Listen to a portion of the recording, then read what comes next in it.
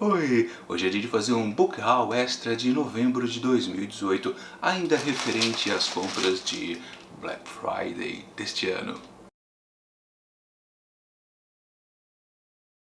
Eu acho que vocês devem ter visto lá no vídeo principal de compras da Black Friday aqui desse ano de 2018, que eu meio que reclamei um pouco das ofertas que a Amazon ofereceu pra gente, nós amantes de literatura.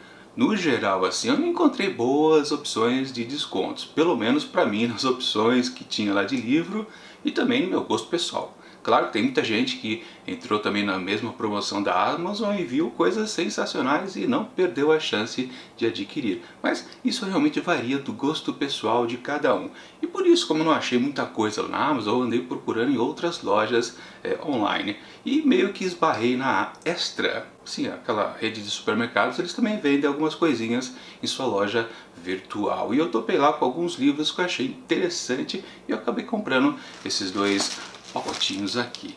Falando em pacotes, deixa eu dizer uma coisa interessante. Bom, esse aqui é um pacote tradicional, não é uma caixinha. Só que aí, que veio através de um vendedor parceiro da Extra, né? Mas esse pacote aqui, ó, veio embalado pela própria Extra, eles mesmos vendiam, pelo menos dizia lá no site, né? E olha só que formato interessante desse pacote. Quando chegou aqui em casa eu pensei, puxa, que interessante, o que será isso? Será que é um presente de amigo secreto que eu estava esperando esses dias? E aliás, deixa eu já fazer propaganda para vocês. O meu grupo de booktubers lá do WhatsApp, que eu sempre vivo comentando, a gente fez, claro, um amigo secreto de Natal esse ano aqui em 2018. E a gente vai abrir todo dia não, ao mesmo tempo no dia 24 agora de dezembro ao meio-dia. Todos os 12 participantes vão lançar o seu vídeo do unboxing do que ganhou de, claro, um livro no Amigo Secreto. Então convido vocês no dia 24 ao meio-dia assistir ao meu vídeo desempacotando o presente. Aliás, já chegou, eu já fiz o unboxing, já gravei o vídeo e depois vocês acompanharam os outros participantes dos links que eu vou deixar lá no vídeo. Enfim, eu achava que esse pacote aqui, por ele ser diferente, eu achava que era do meu amigo secreto. Mas não, quando eu vi que estava escrito que era extra, eu falei, não, deve ser minha comprinha de Black Friday, né? Só que aí eu pensei, mas peraí, isso é jeito de se embalar livros? Aqui dentro tem mais ou menos, eu acho que 5 ou 6 livros. Eles colocaram, em vez de colocar os livros empilhados dentro aqui do pacote, de fazer o unboxing, não, eles colocaram um livro ao lado do outro. Ou seja, nós temos 3 pilhas de livros aqui dentro. Isso é jeito de embalar livro? É uma maluquice. Mas vamos abrir. Aí também, apalpando aqui, dá para perceber que parece que ele não está envolto em plástico bolha. Ou seja, isso aqui pode ter danificado os livros que estão aqui dentro. Espero que não. Vou descobrir agora com esse pequeno talho que eu vou fazer aqui na embalagem. E olha só como está o livro aqui dentro. Parece que ele está todo amarrado, lateralmente mesmo. Que coisa maluca. Vamos ver se estão aqui os outros 6 livros, né? Na outra caixinha só tem um. Foi de uma loja parceira que eu comentei, né? Coisa esquisita. Eu nunca vi isso. Uma embalagem lateral de livros. Deixa eu passar. Eu já estou cortando. Quase caiu tudo. Ser assim, pra cá, pra lá, quase saindo. Pronto, está aqui a pilha. E temos aqui 2, 3, 5 livros. 5 livros. Eu acho que era para ser 6 livros aqui dentro. Será que está faltando algum livro? Daqui a pouco eu vou descobrir.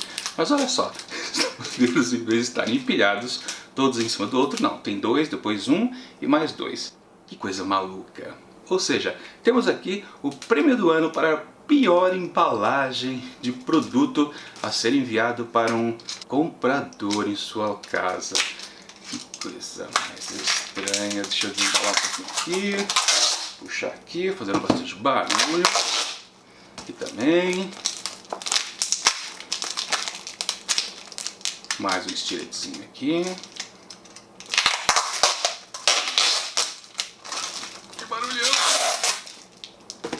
Vou acordar todo mundo aqui em casa, que eu estou gravando esse vídeo de madrugada. Mas, vamos ao fim. Pronto. Temos aqui então os 5 livros, primeiros livros que eu vou mostrar para vocês. E deixa eu achar o primeiro aqui, que deve ser este daqui. Sim, temos aqui A Solução Final, de Michael Chabon. Um escritor que eu estou muito curioso sobre o que ele escreve. Não é muito conhecido não, mas esse pequeno livrinho dele aqui me chamou muita atenção. Olha só o que está escrito aqui na quarta capa. Em plena Segunda Guerra Mundial, em uma cidadezinha do interior da Inglaterra, um menino mudo caminha pelos trilhos do trem com um papagaio africano empoleirado no ombro. O papagaio repete sem parar indecifráveis sequências numéricas em alemão. Na casa de família em que o menino vive, um inquilino é brutalmente assassinado. Como se não bastasse, a ave desaparece. Ou seja, essa história aqui, na verdade, é uma história de um crime, de um assassinato. E, pelo jeito, o Chabon escreveu uma história bem maluca, um jogo de pistas falsas, pistas verdadeiras. Parece, pela essa abordagem aqui da sinopse, uma história bem interessante, intrigante também. Eu que gosto desse gênero de histórias policiais, sim, já li histórias da Agatha Christie, por exemplo, que o Poirot, Miss Marple, entre outros. E aliás, dentro desse livro aqui, há uma homenagem a um grande personagem de histórias detetivesca. Será que há algum personagem, por exemplo, da Agatha Christie? Eu não procurei sondar e descobrir antes da leitura desse pequeno livrinho, que será de leitura rápida, e como tem um papagaio presente, com certeza terá muita sacanagem. Continuando e até aproveitando essa pausa no vídeo aqui, eu aproveitei para confirmar se o pedido tinha 7 ou 6 livros, e não, realmente eram apenas 6, então tá certo nesse pacote da Extra ter vindo 5 livros e na loja parceira apenas 1. Ok, mas também eu percebi nessa pausa de vídeo que a maioria dos livros aqui não tem sinopse na quarta capa. E como de memória não dá para puxar tudo, eu vou recorrer ao meu grande celular para poder ver o que temos de sinopse. Enfim, vamos ao segundo livro aqui que eu quero mostrar para vocês, da minha comprinha aqui extra de Black Friday. Uma curiosidade que eu tenho sobre alguns autores famosos ou então não muito famosos, que a gente fica pensando, o que será que essa pessoa escreveu? Fazendo um certo mistério porque vocês sabem que nesse tempo agora que acabou de ter uma eleição presidencial e já tivemos, digamos, intelectuais como presidentes, também tivemos pessoas quase iletradas como presidentes. Bom, onde eu quero chegar é que sim, tivemos um presidente que foi escritor de livros, não só de livros informativos, mas também de literatura, de prosa. Vocês lembram qual que foi? Bom, isso mais recentemente. Eu estou me referindo a José Sarney. E eu sempre fiquei curioso, o que diabos que ele escreveu que até virou um imortal da Academia Brasileira de Letras? Eu fui fuçar no que ele andou escrevendo e acabei topando com um título interessante dele. Então temos aqui, José Sarney, Saraminda. Agora você me pergunta, quem é a Saraminda? Pois é, aqui na contracapa a gente não tem sobre o que trata a história, mas apenas aquelas frases de pessoas conhecidas falando bem do livro. Mas na sinopse, ali lá no site da Amazon, eu tô colando na Amazon, mas eu comprei no Extra, né? Mas diz assim, Saraminda, esta mulher sedutora que empresta seu nome ao último romance de José Sarney, na verdade não é o último não, ele lançou vários outros depois, esse aqui é de 2000, né? É uma personagem fascinante. Quando está para ser leiloada, antecipa-se e surge enérgica, com apenas 15 anos e proclama, não sou de leilão, sou de Cleto Bonfim. Ou seja, não é uma mulher para estar à venda, ela mesma se negocia, selando assim sua sorte, sua sina, assim como assina o destino da narrativa deste livro aqui. Ou seja, é uma história interessante de uma mulher forte, mesmo com 15 anos de idade. Temos aquele perfil, né, que uma mulher que trabalha nessa vida, ou na vida, mais especificamente no bordel, meio que não tem as rédeas da sua vida. Mas, pelo jeito aqui, essa personagem aqui, a tal da Saraminda, mesmo sendo tão jovem, sim, diz a que veio.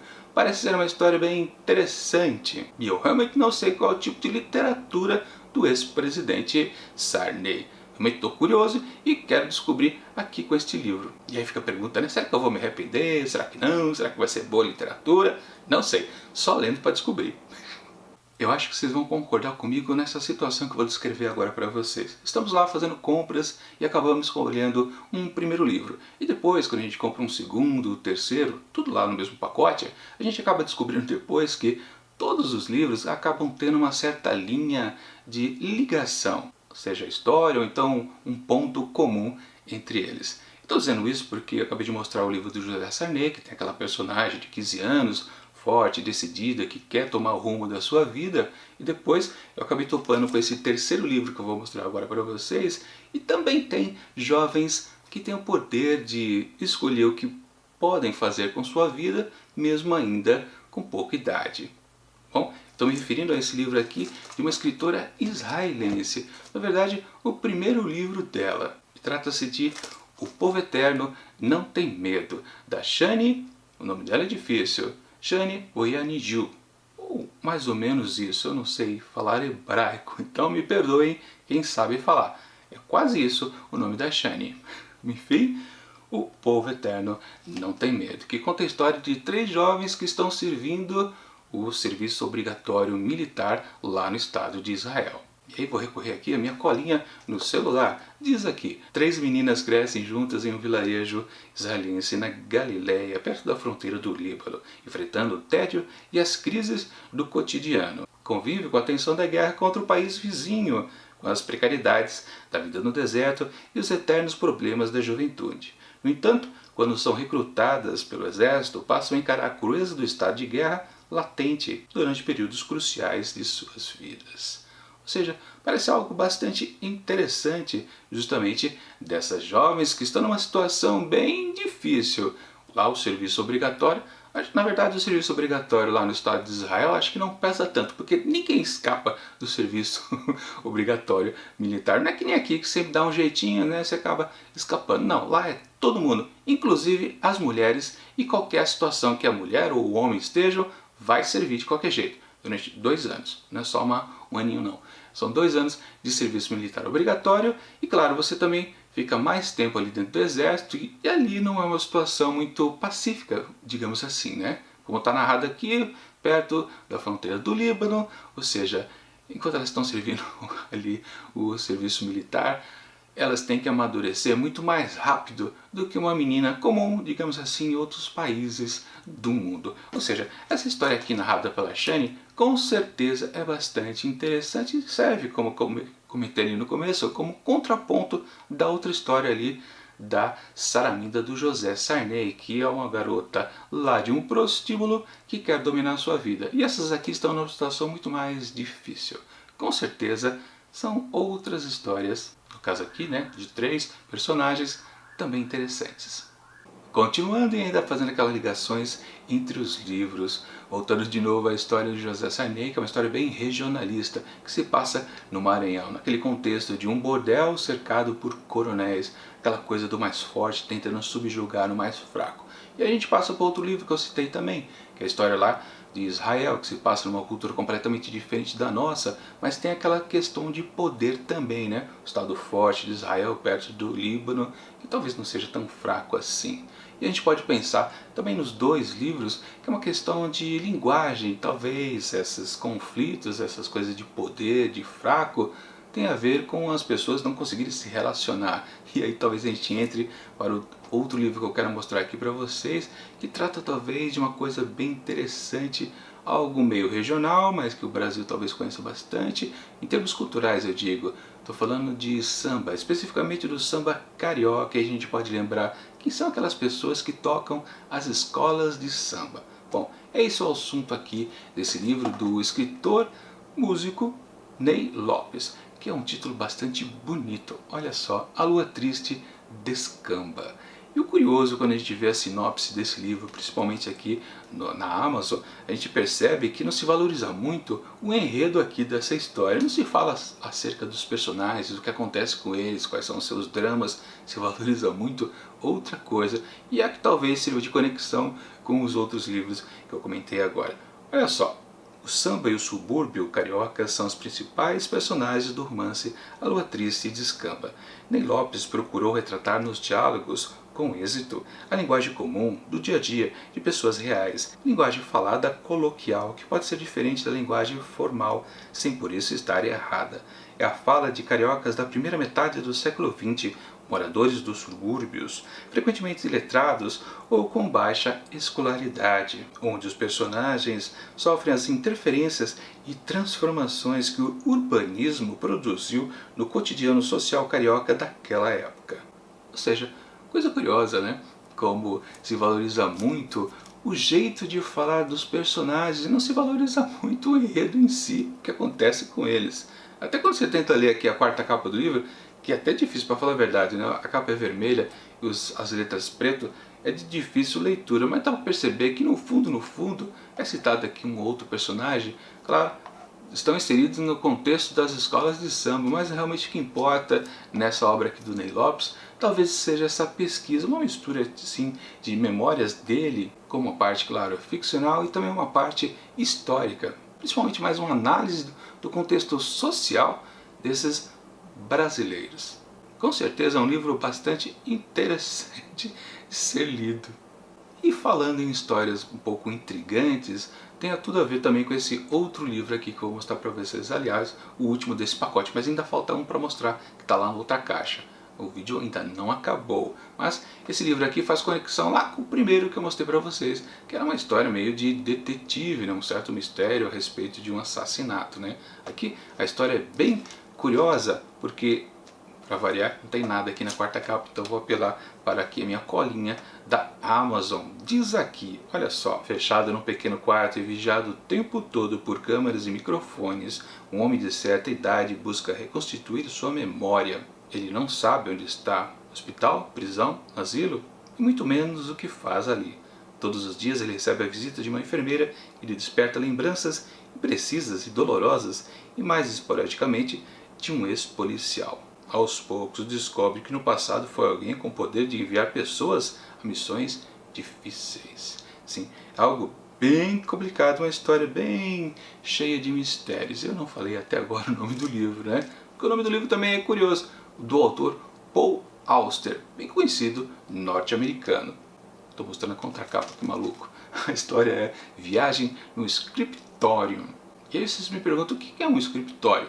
Bom, essa palavra tem vários significados, quase todos eles bem precisos, ninguém sabe direito o que é um escritório. Talvez, com certeza aqui, nesse livro, é adotado uma certa significação diferente do que eu possa dizer agora. Mas do que eu pesquisei, escritório, por exemplo, era o local onde os livros eram feitos. Antigamente, claro, não existia a imprensa, então todos os livros eram copiados de maneira manuscrita, né? Então esse local onde se fazia isso, essas cópias, se chamava escritório. Também se fala que escritório é um conjunto de objetos necessários para exercer esse tipo, por exemplo, de profissão, para você poder escrever e tudo.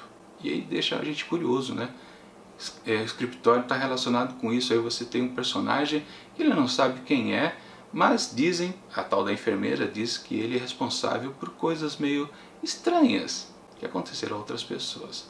É um livro bastante enigmático, com certeza. Aliás, a própria capa é bastante interessante. Ela tem um certo relevo.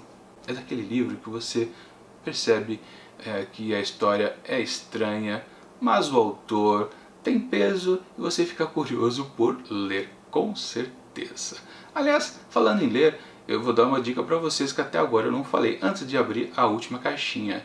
Todos os livros que eu mostrei aqui, embora eu tenha comprado pelo Extra, eu vou deixar o link aqui na descrição do vídeo para você poder adquirir esses livros através da Amazon. Lembrando, né? Se você faz a compra através desses links, vocês acabam ajudando em montar os livros, porque eu ganho aquela comissãozinha de vendedor. Se puderem, deem essa força para o canal. Bom, e para fechar essa comprinha extra da Black Friday, também foi uma compra através da Extra, mas como era um parceiro que vendia, ele veio à parte dias depois. Aliás, chegou primeiro do que o pacote do Extra. Essas coisas que acontecem nas entregas malucas. E é uma baita de uma caixa aqui para apenas um livro aqui dentro. Não sei para que tanto, mas enfim, fazer o que, né? Uns embalam de maneira esquisita, né? Naquele sanduíche que parecia uma ripa de costela de bovina e não uma embalagem para livros. E depois o outro faz essa baita de uma caixona para colocar apenas um livro dentro. E olha só, cheio de plástico bolha, né?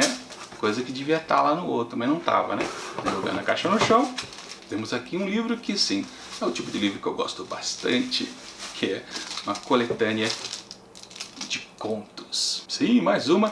Vocês sabem, né? Quem acompanha o canal sabe que eu tenho um projeto intitulado Contos do Meio-Dia. onde todo dia eu mostro um conto novo de autores diversificados, no qual esse projeto aqui em 2018 mostrou cerca de 150 contos, ou mais um pouquinho do que isso. E com certeza no ano que vem a gente vai continuar, e este livrinho aqui vai ser uma grande base para isso. Bom, temos aqui Contos Cruéis. Tem um subtítulo: As narrativas mais violentas da literatura brasileira contemporânea. Foi organizado por quem? Por Rinaldo de Fernandes. E temos aqui quase 50 autores, é o que diz a sinopse ali na Amazon, né? Deixa eu dar uma cortada aqui, para dar uma olhada por cima quem são os autores, pelo menos os mais conhecidos, né? Deixa eu ver. Tá bem embalado, né? Realmente.